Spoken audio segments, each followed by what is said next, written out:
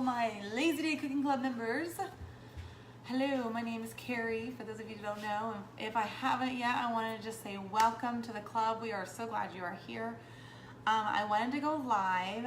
If you haven't watched the other live video, we went live and I showed you how to thicken sauces just in general, whether it's crock-pot or Instant Pot. And today I want to talk about how to convert all your crock-pot recipes to Instant Pot. So I know some of you love your crock-pot, and that's awesome. I love my crock-pot too, but several of you wanted to know how to cook these recipes in your trusty Instant Pot or any electric pressure cooker. So we created the Instant Pot conversion printable.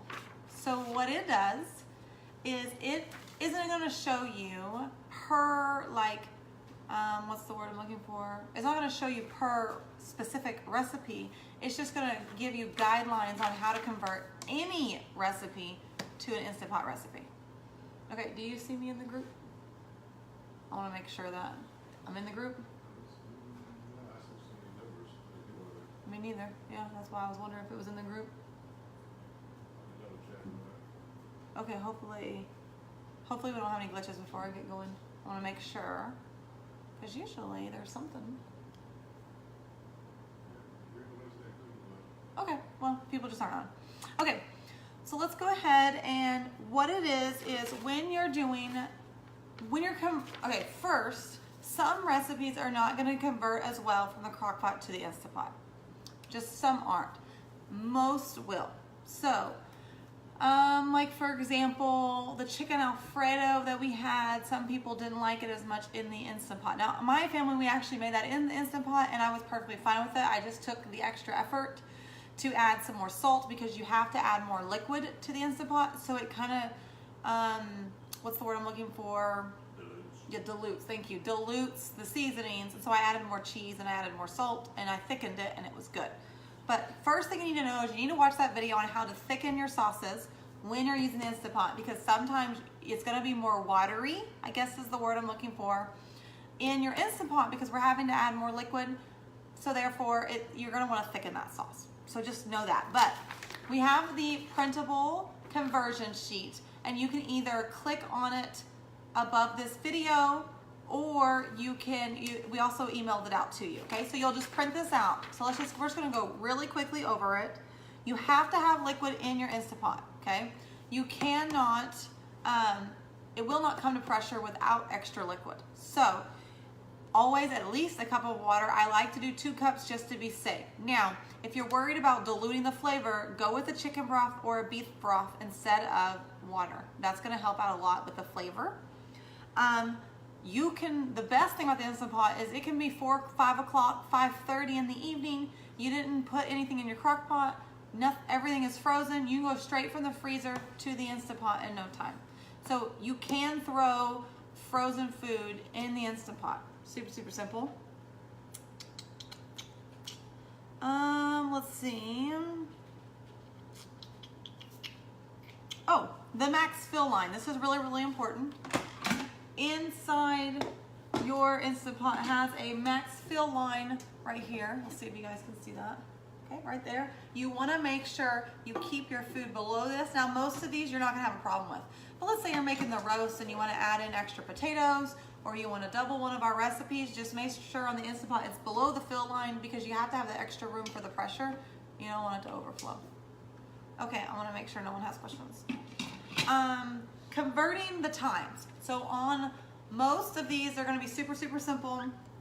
It says most crock-pot recipes that require 8 hours on low can be cooked in 25 minutes in the Instant Pot. I find that true with chicken and pork. So chicken and pork, 25, 30 minutes in the Instant Pot. It's from frozen, it's going to be great. I find beef, not the same. Now, if you're going to do like our beef tips, it will be just fine. But if you're going to do a roast, you're going to need much longer. But most of them are going to be 25 minutes. I mean, for like a frozen roast, how long would you do? Yeah, I think we did 90 minutes on an Instant Pot with a frozen roast. So if your roast is frozen, you're going to do Instant Pot. You're going to need a lot longer, because remember, it's a bigger chunk of meat than like beef tips or chicken. They're smaller. Oh, and another tip is, so when you're doing your freezer cooking meals, if you want to, you can take your roast and chop it up into a little bit smaller pieces, so that way if you're using your Instant Pot, you can knock that time down significantly. And okay, the other thing would be natural release versus, what's it called? Quick release, manual release. Most of the time, if you're not in a hurry, just do natural release. But if you're using your Instant Pot, you're probably in a hurry. So then I would go with a quick release. When I give you my 25 minutes and the 90-minute times, I'm giving you times that I would use on a quick release.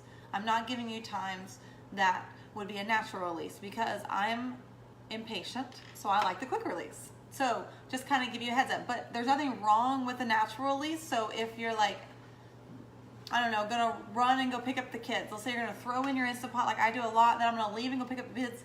The meat will be fine. The food will be fine inside your Instant Pot with a natural release. So hopefully that kind of helps. Is there anything else?